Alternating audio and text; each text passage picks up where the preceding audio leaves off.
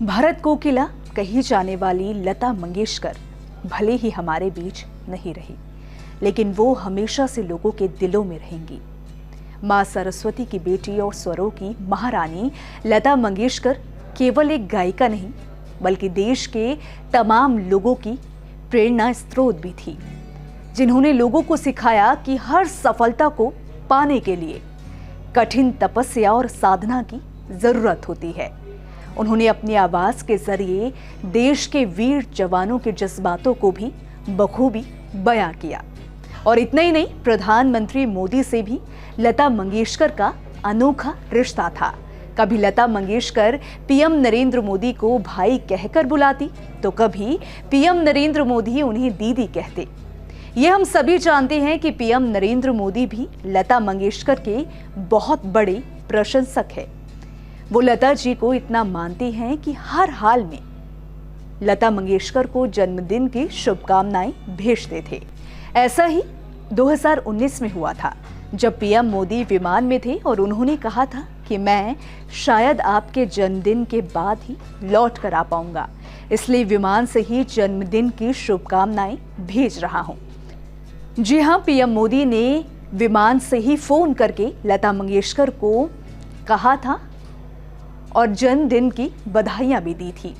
इस ऑडियो की शुरुआत होती है खुद पीएम मोदी की आवाज से। वो कहते हैं, लता दीदी प्रणाम, मैं नरेंद्र मोदी बोल रहा हूँ।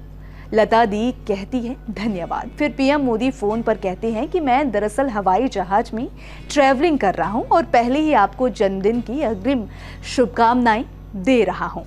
लता दीदी उन्हें धन्यवाद करती है और मोदी जी बताते हैं कि जब आपका जन्मदिन होगा तो मैं शायद यहाँ नहीं रहूँगा या यात्रा में रहूँगा, इसलिए आपको पहले ही विश कर रहा हूँ।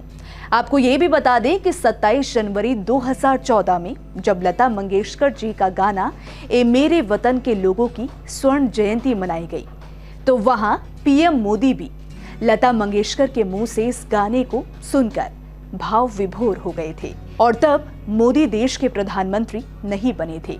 उस समय लता ने मंच से मोदी के लिए भाई शब्द का प्रयोग किया था और कहा था कि वो ऊपर वाले की शुक्रगुजार हैं, जिनके कारण उन्हें मोदी जी से मिलने का मौका मिला।